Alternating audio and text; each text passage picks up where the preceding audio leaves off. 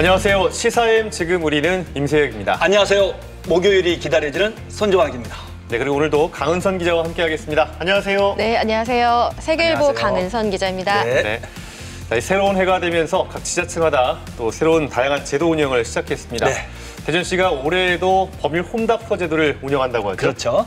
찾아가는 법률 조치라고 할 수가 있을 것 같아요. 법무부 소속의 현직 변호사가 무료로 지방자치단체에 상주하면서 법률 서비스를 제공하는 프로그램인데요. 네, 그 법률 홈닥터는요, 그 생활법률 전반에 대해서 이제 무료로 상담을 받을 수 있는 제도입니다. 네. 그러니까 대상은 그 기초생활수급자, 또 차상위 계층, 또 이제 장애인, 또 다문화 가족 등 그 사회 경제적 이제 취약 계층인데요. 네. 그 뭐 노동관계와 임금, 또 뭐 이혼, 또 개인회생, 뭐 손해배상, 뭐 채권 채무 등 그 생활법률 전반에 대해서 이제 무료로 상담을 받을 수 있고, 또 법교육 등도 이제 서비스를 받을 수 있습니다. 네, 이 생활법률 전반을 상담할 수 있는 법률 홈닥터가 있다면 무료로 또 세무상담 서비스를 그렇죠. 받을 수 있는 세무도 중요하죠. 예, 마을 세무사 제도가 있는데요. 대전시가 올해 제5기 마을 세무사를 위촉했다고 하죠? 네, 그 마을 세무사는요, 세무사 이용이 또 이제 어려운 분들한테 이제 무료로 그 세무 상담을 해주는 건데요. 취약계층이나 영세 사업자, 또 전통시장 상인 등한테 그 지방세나 국세, 또 뭐 불복 청구 관련 세무 상담을 좀 무료로 이제 해주는 제도입니다. 그렇군요.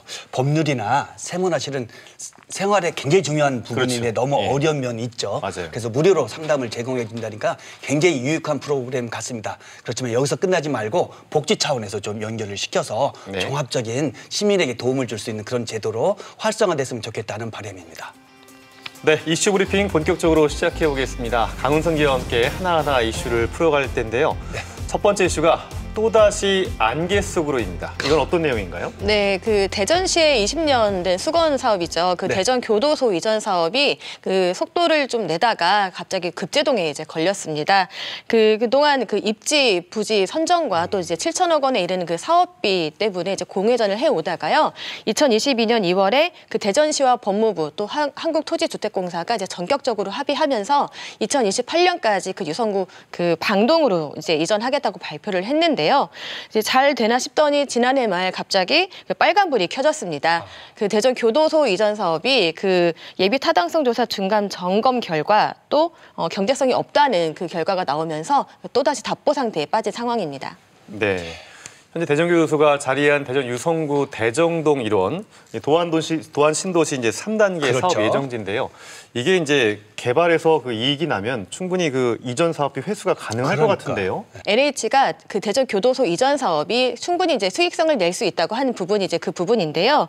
그 LH는 이제 선투자를 통해서 그 현재 유성구 대정동에 있는 그 대전 교도소를 방동으로 이제 신축을 하고 그 기존 대전 교도소 부지를 이제 그 개발을 해서 그 개발 이익으로 사업비를 회수하겠다고 밝혔는데요.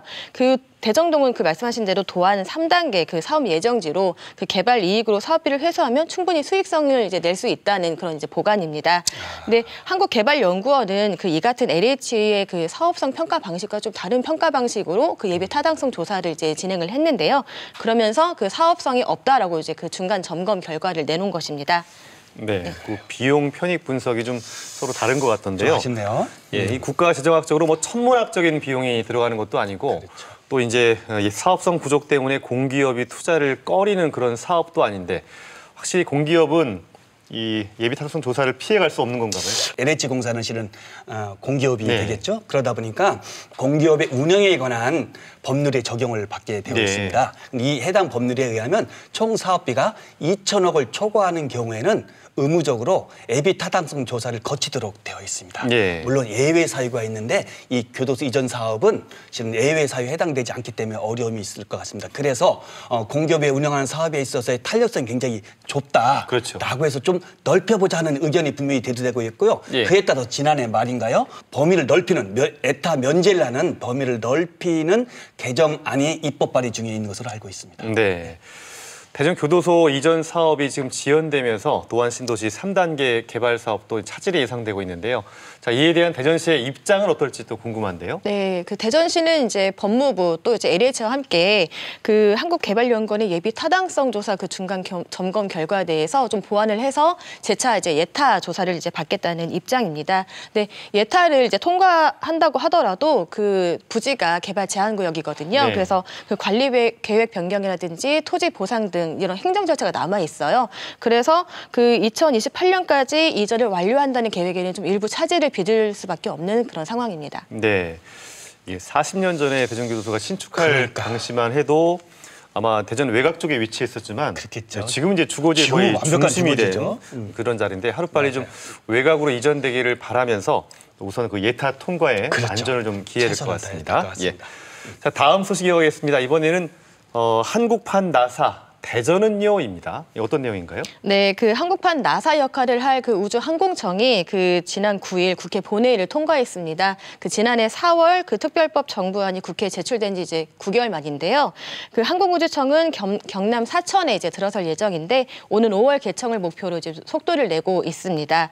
항공우주연구원과 그 천문연구원이 있는 그 대전은 그 항공우주청 개청에 따라서 그 두 정부 출연연이 사천으로 이전할 수도 있다는 그런 우주항공청 블랙홀 현상을 좀 우려했었는데요. 다행히 그 항우연과 천문연은 대전에 잔류하게 됐고요. 대전은 앞으로 우주항공 분야에서 연구개발을 이제 담당할 것으로 이제 전망됩니다. 네, 이 우주항공청 특별법 사실 이제 목표나 청사진도 좀 궁금해지는데 그렇죠. 네. 그 전에 그 항공법에는 어떤 내용이 담겨 있을까요, 교수님? 기본적으로 네. 과학기술정보통신부가 있지 않겠습니까? 네. 그 산하에 우주항공청을 설립하는 그런 법률이고요. 네. 이 우주항공청에서 주도적으로 우주계획의 발전이라든가 범정부적인 계획이라든가 또 인재 양성이라든가 국제교류, 관련 사업의 육성 등을 위해서 필요한 내용을 규정한 법입니다. 그러면 거기서 그리는 뭐 목표나 청사진은 어떤 게 있을까요? 네, 그 정부는 우주항공청을 중심으로 그 민간 그 역량을 결집을 해서요. 세계 5대 우주 강국으로 이제 도약하겠다는 그 목표를 이제 밝혔습니다. 2032년 이제 8년 뒤죠. 8년 뒤에는 이제 달 착륙에 이제 성공을 시키고 또 광복 100주년이 되는 2045년에는 화성 탐사라는 그런 청사진도 제시를 했습니다. 우주 항공 일자리는요, 지난해 2만 명 수준에서 2045년까지는 50만 명 수준으로 이제 확장을 시키고요. 또 우주항공 기업 수도 같은 기간 700개에서 2,000개로 그 키운다는 계획입니다. 또 당연히 이제 우주 예산도 이제 대폭 증가가 이제 될 예정인데요. 그 현재 7천억 원에 불과하지만 그 우주 선진국 수준인 4조 원까지 또 2045년에 이제 확대하겠다고 대단하네요. 밝혔습니다. 예산의 규모가. 네. 요새 뭐 일자리도 많이 사라지는데 네. 와, 그 채용하는 대단한 인원이 뭐 25배 정도로 늘어난다고 하니까 이제 사실 우리가 미래 먹거리 산업으로도 충분히 주목을 받을 수가 지역 있는데요. 발전, 그죠? 맞습니다. 기여할 수 있을 것 같고. 근데 사실 지역사회에서는 이 우주항공 산업이 경남으로 쏠리는 게 아니라 사실 좀 우려했던 면이 그렇죠. 있었거든요. 걱정했죠. 네, 다행히 이제 이번 법안 통과로 대전은 어떤 토대를 마련하게 된 거고요. 또 어떤 과제도 안게 됐을까요? 네, 그 미국판 나사를 표방한 만큼 그 국내 전반의 우주 항공 분야가 좀 확대될 것으로 좀 일단 기대가 되고요. 또 연구와 인력 양성이 이제 대전에 특히 집중돼 있기 때문에 이 부분에서도 그 효과를 좀 이렇게 누릴 것으로 이제 보입니다. 또 대전, 경남, 또 전남 그 3측의 우주 산업 클러스터 조성이 더 박차를 가할 것으로도 기대가 됩니다. 네.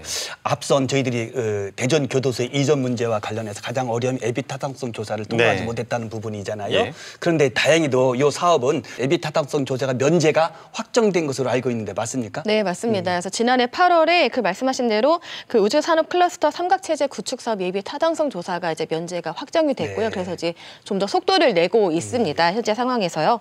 대전시는 지난해 12월에 그 연구 인재 개발 분야 그 우주 산업 클러스터로 지정이 돼서요. 우주 기술 혁신 인재 양성 센터 등을 이제 세우기로 이제 그 확정이 됐고 이와 관련해서 973억 원의 예산을 이제 확보를 한 상태입니다. 대전시는 이를 바탕으로 해서 그 우주 항공 산업 기업을 좀 유치하고 육성한다는 계획입니다. 네. 어마어마한 사업이 될 것 같아요. 그러기 위해서는 대전이 정말 우주 산업의 선도적 역할을 할 수 있도록 기획력이 뒷받침돼야 되지 않을까 하는 생각도 드네요. 어떻습니까? 네, 맞습니다. 네. 자, 지금까지 이슈 브리핑 강은선 기자와 함께했습니다. 오늘 말씀 감사합니다. 네, 감사합니다. 수고하셨습니다.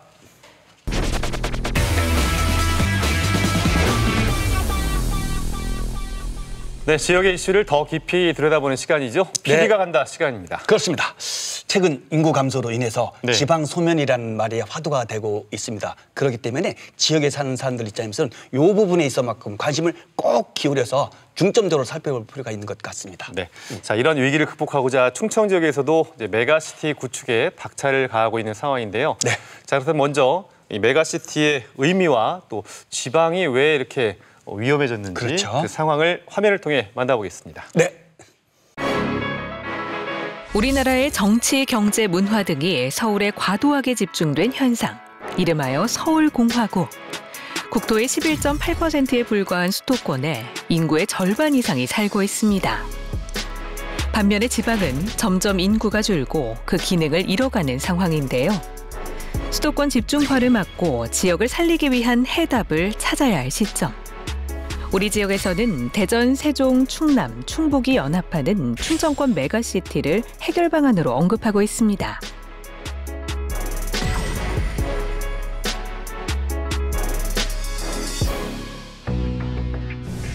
우리나라 전체 시군구 중에서 52%는 인구 소멸 고위험 혹은 위험 지역. 충북 11개 시군 중 8곳, 충남 15개 시군 중 12곳, 그리고 대전 일부도 소멸주의 단계입니다. 덧붙여 지방 청년들이 서울로 떠나고 있어 지역 인재의 유출이라는 점에서 그 심각성이 더 큰데요. 수도권 인구 집중과 그로 인해 발생하는 지역 간의 격차, 전 세계적인 추세일까요? 선진국의 수도에 집중되어 있는 인구의 비율이 이제 일본이 좀 특이하게 한 38% 됩니다. 저희들은 50% 이미 넘어버렸어요. 근데 타 선진국의 한 10개국의 선진국씩 보면 한 20% 전후예요. 15% 미만도 제법 있고.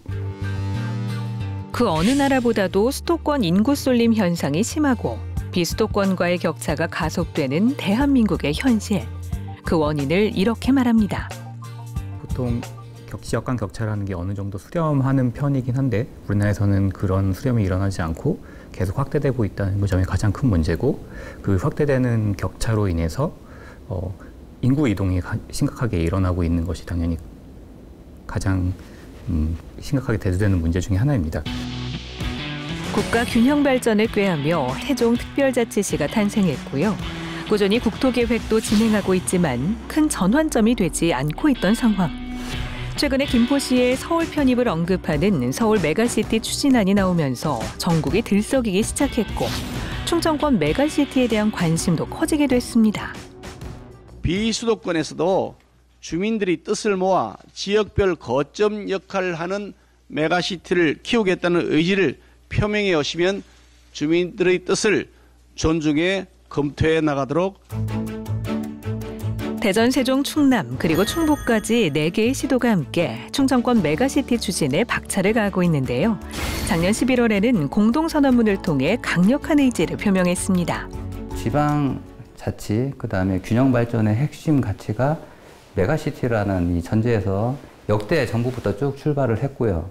현 정부에서도 이런 지방시대 또는 지방자치 자치분권의 핵심 가치로서 이 개념을 두고 있었습니다. 바다가 없는 충북에는 큰 바다를 선물을 해주고 충남에는 그 백두대간의 정기를 좀 부여해주고 문화와 역사는 대전과 세종에 품에 안겨줄 수 있는 이런 특자체를 한번 만들어보자. 이게 기본적인 흐름인 거예요. 공동선언문 발표에 앞서 충청권 메가시티는 이미 진행 단계에 있었습니다. 2023년 1월 충청권 특별지방자치단체 합동추진단이 출범. 4개의 지자체에서 파견한 37명을 중심으로 초광역 협력사업 발굴과 더불어 특별지방자치단체의 출범을 준비 중입니다. 지방자치 분권 및 지역 균형 발전에 관한 특별법이 지난 2023년 7월 4일 날 이게 개정이 되면서, 근데 기존의 지방자치법하고 균형발전 특별법이 합쳐진 형태로 이렇게 됐습니다. 이제 그 법의 기초에서 지방이 자치적으로 권역을 관리하고 그리고 균형 발전을 선도할 수 있는 뭐 이런 것이라 볼 수 있는데요. 그 중에 그 이제 일환으로 특별지방자치단체라는 것도 있고, 뭐 조합을 결성한다든지 여러 가지 형태의 협약제도가 있는데, 그 충청권이 지금 하는 것은 특별지방자치단체입니다. 충청권 메가시티는 행정구역 통합을 언급하는 서울 메가시티와는 방향성이 좀 다릅니다. 충청권 메가시티가 출범하더라도 4개 지자체는 기존처럼 존속하면서 고유의 광역 행정을 펴가게 되는 형태입니다. 좀 다르게 접근을 한 면이 있는데 그렇게 큰 업무를 하기에는 지금 아직까지 좀 힘듭니다. 그래서 인프라 부분, 사회, 경제, 문화 부분에서 조금이라도 4개 지자체가 협력해서 할 수 있는 부분들은 일단 출발을 시켜놓고 이런 큰 문제들은 거기에 이제 맞춰서 차근차근 더 추가적으로 해 나가야 되지 않을까. 이게 전반적인 특자체가 해야 될 일이라고 지금 생각을 하고 있습니다. 충청권 대표 도시를 연결하고 혁신 도시를 거점으로 주변 중소도시와 농산어촌을 어우르는 충청권 메가시티 구축. 본격적인 출발점에서 필요한 부분을 함께 고민해봐야 할 때입니다. 지방 자치 차원에서 우리끼리 자립적으로 어떻게 해나갈 수 있는 방향성을 제시하는 측면에서 긍정적인 효과가 있습니다. 이제 다만 기존의 행정 지방 자치단체별로 각각의 인프라를 건설하고 각각의 사업을 추진했던 것을 이제 공동으로 하다 보니까 이제 제일 중요한 건 서로 갈등 관리를 하고 협력하면서 나가야 되는 부분이 중요합니다. 네, 지금까지 지방의 여러 가지 문제점 그리고 메가시티의 의미 등에 대해서 화면으로 살펴보았습니다. 이야기 더욱 이어가기 위해서 두 분의 패널 전문가 모셨습니다. 네, 먼저 모건대학교 경찰행정학부의 권선필 교수 나오셨습니다. 안녕하세요. 예, 안녕하세요. 그리고 도시문헌학자 김시덕 박사도 나오셨습니다. 안녕하세요. 안녕하십니까. 안녕하세요. 자, 지방이 직면한 다양한 문제를 극복하기 위해서 나온 개념이 메가시티라는 개념입니다. 메가시티가 무엇인지 먼저 설명을 들어보아야 할 것 같아요. 우리 공 교수님 설명 좀 부탁드리겠습니다. 예, 메가시티는 뭐 큰 도시란 뜻이죠. 네. 메가란 말이 그런 뜻이니까요. 그렇겠죠? 그래서 기존에 있는 대도시, 우리가 알고 있는 대도시보다 규모가 더 큰 도시란 뜻으로 처음 생겼는데요. 최근에는 사실 몇 개의 도시를 합쳐가지고 대도시를 합쳐가지고 더 큰 권역을 만드는 거를 이제 메가시티란 말로 이용을 하고 있는 것 같습니다. 국내에서는 사실 이 얘기는 그 MB 정부 때 초광역권 또는 광역권 여기 이제 혼동이 되는데 그런 걸 이야기하면서 지역에서 거기에 대응하기 위해서 이제 메가시티란 말을 썼었고요. 말씀하셨던 것처럼 우리 충청권에서도 메가로폴리스란 말을 통해 가지고 대전, 세종, 충남 주로 이제 여기를 통합하는 것에 대한 이야기가 있어서 사실은 개념적으로는 현재 행정구역보다 도시 중심으로 더 넓게 하는 거 그리고 여러 행정구역 단위가 합쳐져서 새로운 단위를 구성하는 거 이 정도로 이제 이해가 되고 있는 것 같습니다. 결국은 네. 규모를 좀 키워보자 이런 내용입니다. 그렇죠. 핵심은. 그렇죠. 예. 다양한 메가시티가 추진되고 있고 말씀하신 것처럼 우리 지역은 대전과 세종, 충남, 충북을 잇는 네. 그런 이제 충청권 메가시티 전략을 추진하고 있는데요. 이 충청권 메가시티의 중요성이라고 할까요? 우리 김 박사님 어떻게 보시는지요? 저는 충청권 메가시티라는 말보다는 중부권 메가시티라는 말을 씁니다만 중부권 메가시티. 왜냐하면은 대전, 세종, 청주, 대세청이라 부릅니다만 그렇죠. 그걸 중심으로 아마도 전북의 일부 지역, 경북의 일부 지역 그리고 이 책은 이제 충남 도지사께서 추천하시는 베이밸리 시티까지 들어가면 경기 남부까지 포괄하는 개념이 될 것이기 때문에 이걸 너무 충청에 묶지 마시고 한국의 중앙부에 자리한 메가시티라는 개념으로 보시면 어떨까. 그리고 지금 말씀드린 것처럼 한국의 중앙부에 위치해서 서울 수도권은 너무 치우쳐 있습니다. 북쪽 위험한 지역에. 네. 남쪽은 또 남쪽에 치우쳐 있고 그 중간을 잡아주는 역할을 중부권 메가시티가 해줄 것으로 기대하기 때문에 중요하죠. 그렇게 아직 완성되지는 않았지만 서서 형성이 돼가고 있고 아직 난관은 있습니다만 예를 들어 충남 충북의 문제라든지 세종으로 인구 집중 문제 등이 있습니다만 궁극적으로는 가야 할 길이 아닌가. 이게 중부권 메가시티가 완성돼야 한국도 산다라 생각하고 있습니다. 네. 그래요. 지금 우리 김시덕 박사께서 메가시티의 중요성에 대해서 말씀을 해주셨잖아요. 네. 그렇다면 가능성이 어떨지도 궁금할 것 같습니다. 우리 공 교수님 어떻게 보십니까 먼저? 아마 다양한 측면에서 생각해 볼 수 있을 것 같습니다. 우리 김 박사님이 말씀하신 것처럼 중부권 메가시티라는 얘기를 할 수 있다는 자체가 네. 어떤 필요성이나 가능성을 이미 보시고 얘기하시는 거거든요. 그 가장 기본적인 것 중에 하나는 생활권이라고 보여집니다. 그러니까 뭐 저희 개인적으로 저희가 생활할 때 이렇게 잘 계산을 해보면 일정한 범위를 벗어나지 않고 거의 대부분 시간을 보내고 있거든요. 근데 개인적 생활이 아니라 조금 더 넓혀서 지역의 경제가 어떻게 돌아가는가라고 하는 걸 살펴보면은 그것도 일정한 범위를 벗어나지 않는 게 상당히 많이 있습니다. 그래서 그 범위를 확장을 해보면 여러 가지 방식으로 이제 구역을 나눌 수 있을 것 같아요. 그래서 이제 경제적인 단위를 생활권을 구성하는 거, 또는 도시 인프라, 교통이나 이런 걸 통해서 왔다 갔다 하는 거, 그리고 지역의 정체성 문제 가지고 얘기하는, 이제 말씀하신 것처럼 충청권보다 조금 더 넓게 보자라고 하는 건 그동안 갖고 있는 정체성과 다른 필요로 얘기하시는 거거든요. 경제나 생활 문제 갖고. 그래서 이런 다양한 측면으로 해서 가능성, 또는 실제 정확하게 얘기하면 필요성이라고 저는 생각합니다. 새로운 시대에 그렇게 우리의 권역, 생활 권역을 다르게 생각해야 되는데, 현재 우리가 알고 있는 정치 행정적인 기준과는 다르게 생각해야 되는 필요성이 계속 나오고 있기 때문에 이 가능성이 아니라 오히려 저는 필요성을 빨리 발견해서 그 접근을 해야 된다고 생각을 합니다. 그래요. 우리 김시덕 박사님은 어떻게 가능성 보십니까? 가능성은 아직히 말하자면 반반으로 보고 있긴 합니다. 네. 너무 충청남도, 충청북도, 대전, 전북, 경기도 등의 그런 전통적인 행정적인 그 분단이랄까요? 그렇죠. 분단감이 너무 심하다 보니까 네. 분명히 사람이 초광역적으로 오고가고 있는데 그걸 행정이나 정치가 부정하고 있는 상황이 벌어지고 있다고 생각해요. 쉽게 하면 생활 공동체와 이미 경제 있는 공동체와 거를 이게 다른 거 행정 그렇죠. 공동체. 구직을 자르는 거죠. 맞아요. 말하자면 예를 들어서 이 충청도 지역분들이 잘 아시는 사례를 들자면 네. 충남 서천하고 전북 군산은 같은 생활권 아닙니까? 맞아요. 근데 그거를 같은 다른 도라고 해서 다리를 하나 안 놔줘가지고 몇십 년간 그 위험한 배를 타고 다녔잖아요. 단절됐죠. 네. 이거는 시민들의 생활권을 행정이나 정치가 방해했다고 저는 보는 거예요. 네. 또 논산 익산 같은 경우도 하나인데 그렇죠. 그 마을에서 잘라지지 않습니까? 네. 해가지고 완전히 다른 행정을 해버리고 이거는 행정 편의적이고 정치 편의적인 것이다. 말씀하신 것처럼 필요성은 이미 존재한다. 경기도하고 충남 충북 북부 지역 이런 것들을 정치나 행정이 긁어줘야 됩니다. 가려운 곳을. 네. 그런 데서부터 자연적으로 생활권에 입각한 중부권 메가시티가 만들어지는 것이 아닐까. 그래요. 그런데 어떻습니까? 사실 이 중부권 또는 충청권 메가시티의 논의는 어제 오늘 시작된 것은 아니고 나름대로 역사성을 갖고 있는 것 같습니다. 꽤 오래됐잖아요. 공 교수님 어떻죠? 예. 사실 이게 본격적으로 시작된 건 세종시 때문에 네. 등장을 하게 된 것 같습니다. 세종시를 대전하고 충남이 떼어주면서 그렇죠. 충북 일부까지 떼어주면서 세종시의 성격을 어떻게 할 거냐라고 하는 거에 대한 고민이 있어가지고 이 지역을 어떻게 합칠 건가라는 얘기를 세종시를 어떻게 키울 건가라는 논의를 하는 과정에 각각 다른 주도권을 좀 생각을 했던 거로 보여집니다. 특히 대전에서 제안을 초기에 이 메가시티 제안을 네. 했었거든요.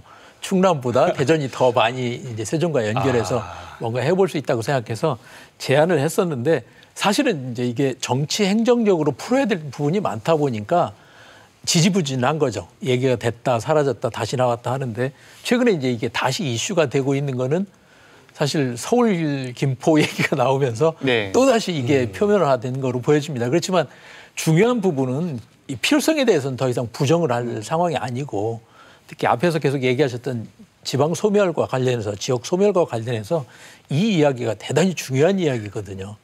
그래서 그동안 경과는 사실 그렇게 성과를 별로 내지 못했지만은 이제는 정말 필요하다. 그럼 어떻게 이걸 풀어나갈 건가라고 하는 건 고민이 지금 이루어져야 되는 그런 시기인 것 같습니다. 중부권 메가시티의 조성, 충청권 메가시티의 조성 이렇게 대한민국 전체의 발전과 지역균형 발전을 위해서 매우 중요한 개념이 될 것 같습니다. 수도권 쏠림 현상을 막고 성공적인 메가시티의 조성을 위해서 역점적으로 추진할 사업이 있다면 무엇을 꼽을 수 있을까요?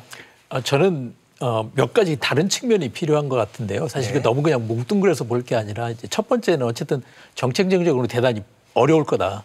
기득권 세력이 너무 강해서. 네. 근데 이제 경제적인 측면이나 생태 환경적인 측면 그리고 문화 역사적인 측면에서는 충분히 공감할 수 있는 게 많이 있어서 그런 협력들을 먼저 차근차근 진행하는 게 필요하겠다. 지금이라도 할 수 있는 게 있거든요. 네. 대표적으로 금강권 같은 경우는 금강이 전라북도부터 시작해서 시작이 되죠. 충북을 그렇죠. 거쳐가지고 세종, 대전 다 맞아요. 충남까지 연결돼 충남까지. 있거든요. 네. 그러면 금강은 함께 가꿔야 되고 함께 보호해야 될 거거든요. 그러면 금강구역 환경청을 지역이 같이 그 기반으로 삼아서 그 위에 생태 환경 문제라든가 특히 관광 같은 것도 저는 같이 그러네요. 진행을 하면 좋겠다는 생각이고요.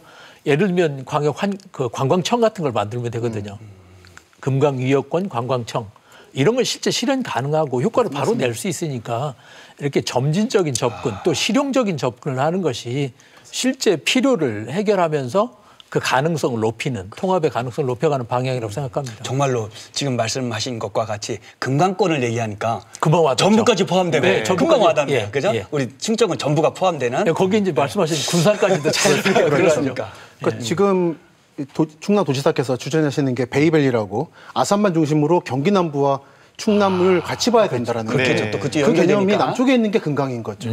두 개의 큰 물줄기를 중심으로 움직이면은 어차피 바로 며칠 전에 화성의 화학약품 공장에서 흘러나와서 지금 평택이 피해를 입고 있거든요. 그렇죠. 이거는 한 도시만으로 해결할 수 없는 문제라는 거죠. 맞아요. 이런 문제를 크게 보면 아산만과 금강이 되는 것이고 네. 그리고 한 가지 추가하자면은 교통 문제도 중요하다고 봅니다. 네. 그러니까 전 기존의 메가시티 개념이 실패한 이유는 기본적으로 대전도 그렇고 다 도농 통합도시잖아요. 근데 도시와 농촌의 이해관계는 다르거든요. 근데 이걸 뭉뚱그려서 면 대 면으로 통합하려고 그러니까 자꾸 빗나가는 거고 네.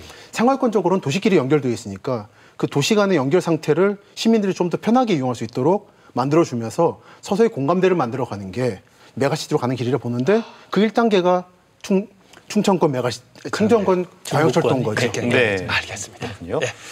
자, 이 메가시티의 의미와 또 메가시티의 중요성에 대해서 저희가 얘기 나눠봤는데요. 자, 그렇다면 이 메가시티 충청권에서는 어떻게 지금 현재 추진되고 있는지 그러니까요. 상황을 궁금합니다. 한번 화면을 통해 만나보겠습니다. 네. 지역 상생 발전을 꾀하며 대전, 세종, 충남, 충북을 연계하는 충청권 메가시티. 충청 지역을 하나의 생활권으로 형성하는 과정에서 매우 중요한 것 중 하나가 교통망의 연결인데요. 작년 12월 말 충청권 광역철도 1단계 공사가 시작되면서 그 기대감이 한층 높아지기 시작했습니다. 다른 지역과 이제 연결을 활성화시켜서 교통에서 좀 소외된 지역까지 좀 그런 교통 인프라를 좀 향유할 수 있도록 이제 좀 빠짐없이 이제 교통망을 연결하는 그런 부분도 좀 중요할 것 같습니다. 그걸 이제 바탕으로 해서 이제 다른 충남권 지역과 하나의 이제 뭐 경제 생활권으로 이제 도약하는 그런 이제 밑거름이 될 거라고 생각하고 그러면 이제 자연스럽게 충청권 메가시티 관련된 그런 효과가 좀 나타나지 않을까 이렇게 기대하고 있습니다. 예. 신탄진역부터 계룡역까지 연결하는 1단계 사업에 이어서 신탄진부터 세종조치원까지 연결하는 충청권 광역철도 2단계 사업과 계룡부터 논산 강경역으로 이어지는 3단계는 사전 타당성 조사가 진행 중이고요. 또 대전, 세종, 충북 광역철도 사업은 국가철도망 계획에 포함이 돼 국토부에서 예비 타당성 조사를 준비하고 있습니다. 연구를 해본 결과 사실은 그 교통 인프라에 대한 열망이 가장 높습니다. 그 전문가들도 그렇고 주민들도 그렇고 주민들이 더 높은 열망을 가지고 계신데 이게 충청권이 하나의 큰 초강역을 형성했을 때 철도망이나 도로망이 서로 연결이 더 잘 돼서 서로 이동 편의성이 높아지고 그리고 산업 경쟁력도 이런 여러 가지 물동량이라든지 그 유통망이라든지 이런 부분들이 확대가 되니까 그런 부분을 가장 많이 기대하고 계시고요. 부울경 메가시티를 향한 첫 단계라고 할 수 있는 특별연합 규약을 폐지하는 안건이 울산시 의회와 경남시 의회 상임위 심사를 통과했습니다. 부산, 울산, 경남을 잇는 메가시티를 조성코자 했던 특별연합, 이름하여 부울경 메가시티가 실패 수순을 밟게 된 사례가 있었는데요. 충청권 메가시티의 성공을 위해선 눈여겨봐야 할 부분들이 있습니다. 지방정부의 대표들이 바뀌면서 나타날 수 있는 어떤 정책 입장이나 이런 부분들이 특별연합을 폐기하는데 제가 볼 때 가장 크게 작용할 수밖에 없다라고 말씀을 드리고 싶고요. 이 특별연합과 메가시티가 갖는 단점을 부각시키면서 그것을 해체한다는 것은 대단히 정책인 어떤 판단이 깔리지 않았겠는가라고 보여집니다. 우리가 이거 몇 년 추진하면서 주민과 시민들한테 동참을 물론 해달라고 우리는 이제 노력을 했다고 하지만은 굉장히 부족했죠. 잘 몰랐습니다. 시민들은, 도민들은, 경남 도민들, 울산 시민들, 부산 시민들. 메가시티가 뭐야? 왜 해? 우리한테 무슨 도움이 돼? 그리고 모르는 사람도 많았고. 그게 치명적이었어요. 계속 인식을 시키세요. 인식을 시켜서 이 부분이 우리들한테 굉장히 도움이 됩니다라는 그런 것들을 발굴해서 인식을 시켜서 시민들, 도민들로부터 적극적으로 호응받는 충청권 메가시티가 제대로 가야 됩니다. 그렇지 않으면 또 우리 같은 절차를 밟을 수 있어요. 부울경 메가시티가 좌절된 상황을 지켜보며 전문가들은 지역민의 공감과 지지가 반드시 필요하다고 조언합니다. 충청권 메가시티는 부울경 메가시티의 좌초를 거울로 삼고 지역적 특색에 맞는 방향성을 가져야 합니다. 국회 세종의사당 그리고 또 대통령 제2집무실 설치를 계기로 저희 세종시를 포함한 우리 충청권 4개 시도가 제2수도권으로 성장해야만 우리나라의 실질적인 균형 발전이 이루어질 수 있다는 그런 저희 방향을 갖고 있고, 거기에 따라서 우리 힘을 합쳐서 충청권 메가시티를 이루기 위해서 4개 시도지사가 지금 최대한의 노력을 하고 있다는 말씀을 드리겠습니다. 충청권 메가시티는 수도권 집중, 지방 소멸, 국토 균형 발전 같은 시급한 문제들을 해결할 수 있는 실질적 정책 대안이라고 확신하고 있습니다. 또 뿌리가 같은 대전, 세종, 충남북이 공동 발전을 모색할 수 있는 매우 효과적인 정책 대안이라고 판단하고 있습니다. 충청권 연합체계 구축으로 560만 광역 생활경제권 형성을 비전으로 하는 충청권 메가시티. 2024년 하반기에는 충청권 특별지방자치단체의 설립을 목표로 합니다.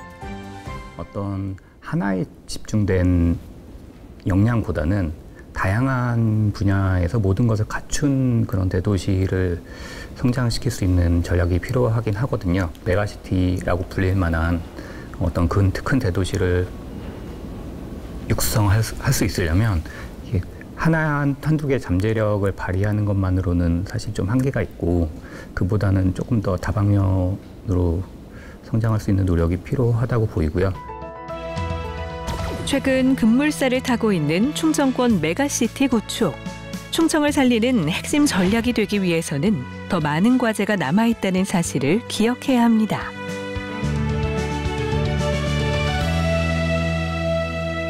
네, 충청권 메가시티 조성을 위해서 이제 물론 많은 과제가 남아있지만 그렇죠. 네, 대전, 세종, 충남, 충북 4개 시도가 활발하게 움직이고 있습니다. 네. 그런데 어떻습니까? 부산, 울산, 그다음에 경남이죠. 경남, 예. 부울경이라죠. 부울경에서 실은 메가시티를 시도했었는데 한 차례 무산된 바가 있잖아요. 예. 그런데 저희 같은 경우에는 아직 이제 4개 광역시도가 참여하는 것이기 때문에 어려움도 많이 있을 것이고 서로 힘을 합쳐야 할 것 같습니다. 어떤 어려움이 있을까? 우리 권 교수님 먼저 말씀해 주시겠어요? 가장 큰 어려움은 현재 그 정치적인 제도, 정치 행정적인 제도가 이 행정구역을 기반으로 하고 있기 때문에 이걸 바꾸면은 기존에 있는 기득권들, 그러니까 현재 있는 행정 공무원들도 마찬가지고 특히 정치인들, 국회의원들, 선거가 전부 바뀌어야 되다 보니까 이게 쉽지 않은 것 같습니다. 그 부분은 여전히 한계가 될 것 같고요. 말씀하신 부울경 같은 경우도 단체장 바뀌니까 바뀌었거든요. 맞아요. 바로 그 부분이 가장 어려운 장애물이 될 것 같습니다. 네. 시민들이 기존의 행정 단위에 대해 가지고 있는 굉장히 강한 집착이 있다 보니까 그걸 넘어가는 게 감정적으로 힘들죠. 시민의 의식도. 충남과 충북을 넘어갈 수 있냐고, 충청권을 넘어가서 경기도나 경상, 전라와 협력할 수 있냐. 그런 감정적인 벽을 넘어가야 된다 생각합니다. 시민의 정서도 중요한 거군요. 1000년, 2000년 내려온 정서라 쉽지가 않더라고요. 네. 사실 또 어려움이 있음에도 불구하고 이제 서로의 그 타협점을 그렇죠. 가지고 계속해서 추진해야 할 것은 분명한데요. 각 지자체마다 이 메가시티를 통해서 노리는 효과도 좀 다를 것 같아요. 가장 처음에 아마 가장 많이 이야기되는 것들은 도시 인프라와 관련된 것 같습니다. 특히 이제 도로망, 철도망 이런 얘기가 이제 가장 많이 되고 있는 것 같은데 이 부분도 이제 접근을 어떻게 할 건가에 대한 고민이 좀 필요한 것 같습니다. 지금 충청권 광역철도망이라고 하는 것도 사실 원래 있던 철도에다 이름을 새로 붙인 거거든요. 근데 연결하는 지역이 대전을 벗어나다 보니까 이름을 그렇게 붙였거든요. 그래서 이 광역 사업들에 대해서 메가시티라는 이름을 가지고 이렇게 활용하려고 하는 데가 많이 있습니다. 대덕특구를 확장하는 데도 또 이 용어를 사용해 갖고 지역에 오히려 이제 연결망을 갖자라고 하는 거. 그동안엔 대덕특구가 광주하고 대구를 다 이렇게 쪼개졌거든요. 이걸 막는 방법 또는 있는 것을 더 활성화시키기 위해서 이 광역권이라는 이름을 사용하고 있어서 이제 기존에 있는 많은 정책들을 어쨌든 지역에 고집할 수는 없을 때 이걸 지역에 그래도 가까이 두고 키우자라는 이런 접근을 하고 있는 점에서는 새로운 사업들이 같은 맥락에서 발견되고 활용될 것 같습니다. 김 박사님, 사실 이제 4개 시도가 사실 뭐 어디가 더 낫다, 부족하다 이거 할 것 없이 다 어떤 도시적 성장의 어떤 한계에 지금 다 부딪히고 있지 않습니까? 그런 면에서는 좀 서로 필요한 게 있을 것 같아요. 그 교통망을 확충시켜서 4개 자치단체가 연합하면 좋겠습니다만 이 현재 충청권에서 얘기되고 있는 논의를 보고 있으면은 약간 우려되는 것도 있는 게 예. 교통망이 좋아지면 인구가 집중되는 현상이 일어날 수 있어서 그럴 수도 있죠. 대전은 좋은데 예. 대전 세종은 좋겠지만 충남 충북 쪽이 과연 그만큼 이득을 얻을 수 있느냐라는 부분에서 좀 더 많은 설득이 필요할 텐데 네. 아직 그런 반대급부에 대한 설득은 아직 안 이루어지고 있는 것 같다라는 아쉬움은 느끼고 있습니다. 그래요. 현재 추진 중인 충청권 메가시티는 실은 단순한 행정통합의 개념이 아니죠.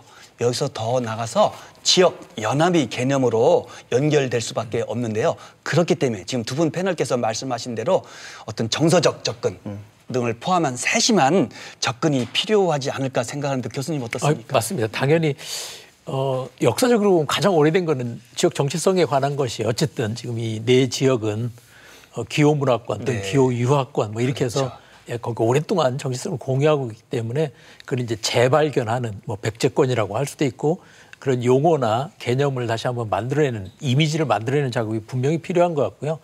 앞에 말씀드렸던 실제 저희 생활권 관점에서 보면 실제적으로 거래를 하고 있는 관계를 맺고 있는 것들이 많이 있거든요 이미. 그래서 그걸 어떻게 활성화시키느냐 더 촉진시키느냐라고 하는 부분이 고민돼야 할 것 같습니다. 당연히 이제 그 경우에도 과잉되게 더 나가는 것 지금처럼 대전에 자꾸 인구가 집중하는 문제를 어떻게 동시에 풀어줄 수 있을까? 이거 같이 고민하면 되거든요. 그렇죠. 예. 교통망 자체가 달라지면은 대전에 안 와서 살아도 괜찮을 수 있거든요. 그렇죠. 근데 지금은 대전에 와 있는 게 유리하다고 생각하니까 대전에 살고 있고 출퇴근만 하는 시기니까 이거를 좀 바꿔줄 수 있는 트렌드를 바꿀 수 있는 그런 접근도 필요한 것 같습니다. 그래요. 네. 아까 이제 충청권 메가시티 조성을 언급하면서 빠지지 않게 나오는 것이 충청권 광역철도 사업인데요. 네. 이 교통망 연결이 좋아지면은 뭐가 또 좋아지길래 여기 중점을 두는 걸까요?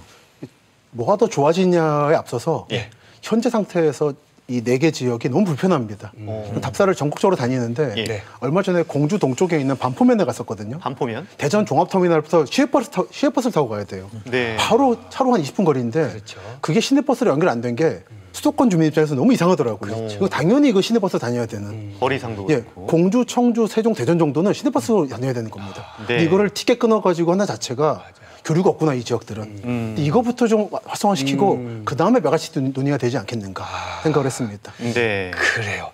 그동안에 우리나라 이 교통망 계획이 수도권 중심으로 그러니까 수도권을 연결은 어떻게 빨리 할 건가라는 관점에서 이제 도로 교통망이 그렇죠. 만들어졌거든요.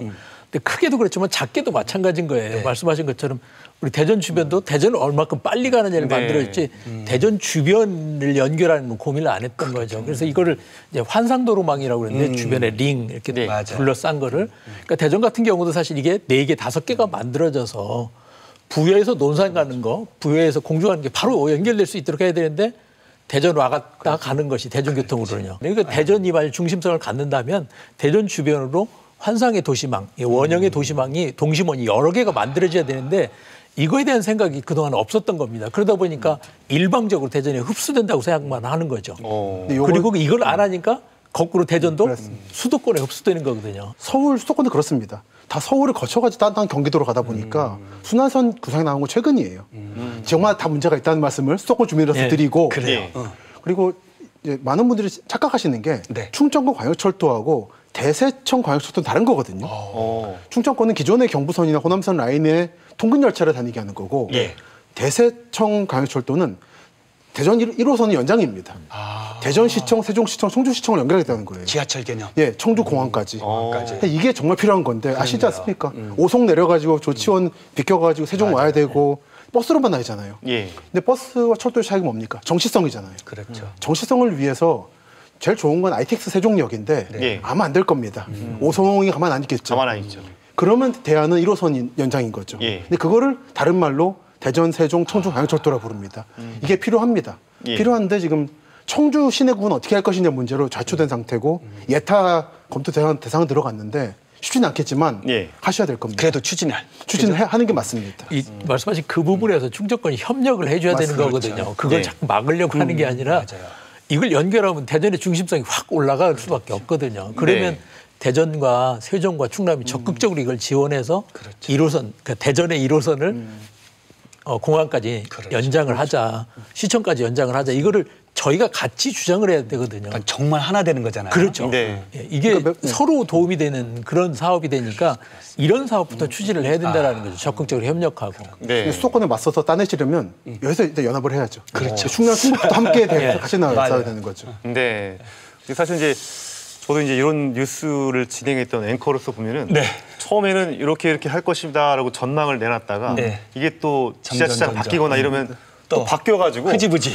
또 제가 거짓말을 약간 입장이 되고 그렇죠. 그러려면은 이 우리 주민들 시민들도 이런 거에 대한 어떤 확고한 믿음이나 의식도 있어야 될 것 같아요. 어떻게 보십니까? 당연히 그 부분 이제 주민들한테 이걸 알리는 거는 저는 이제 두 가지 역할이 좀 되게 아쉬운 부분인데요.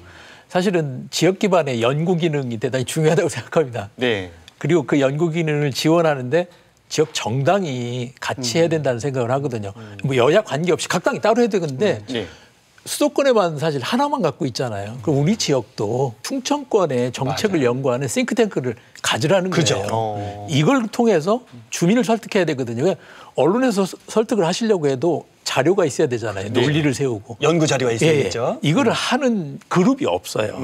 주체가 없어요. 이게 이제 지역이 한계를 갖고 있는 문제라고 저는 생각합니다. 그래서 이 부분 전문가들 집단이 이걸 장기적으로 노력할 수 있는 아이디어도 내고 이것을 추진할 수 있는 구조를 만들어내는 이것을 할 수 있도록 빨리 준비를 해야만 그거 가지면 이제 계속 해나갈 수 있거든요. 이 부분 필요하다고 생각합니다. 지금 말씀하신 게 없다 보니까 지역의 부동산 업자나 정치인들의 한마디 한마디에 지역 정서가 전체가 흔들리는 경우 많이 자주 납니다. 필요한 작업인 거죠. 자, 또 이 메가시티의 발전을 위해서 우리가 또 덧붙여서 뭐 지자체라든지 또 우리 시민, 도민들이 좀 신경을 써야 할 부분이 어떤 게 있을까요, 교수님? 뭐 이제 관심을 가지시는 게 좋을 것 같고요. 사실은 생활 문제가 직결돼서 고민해 보시면 나오더라고요. 아까 말씀하신 것처럼 바로 옆 동네 가려고 하는데 2시간, 3시간 해야 되니까 우리의 생활 고민을 해결하기 위해서 구체적으로 어떤 대안들이 있을까라고 하는 걸 이제 직접 고민해 보시는 게 필요할 것 같고요.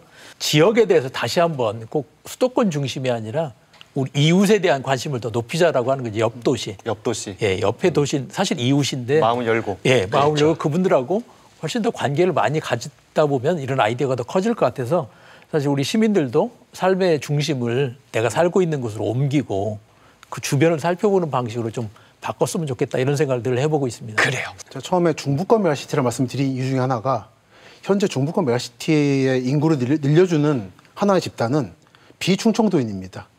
정부기관들이 와서 인구가 느는 게 있잖아요. 근데 이분들에게 너무 충청 정체성을 강요 안 하시는 것도 하나의 핵심 포인트로 봅니다. 저는 세종에서 특히 그걸 느끼거든요.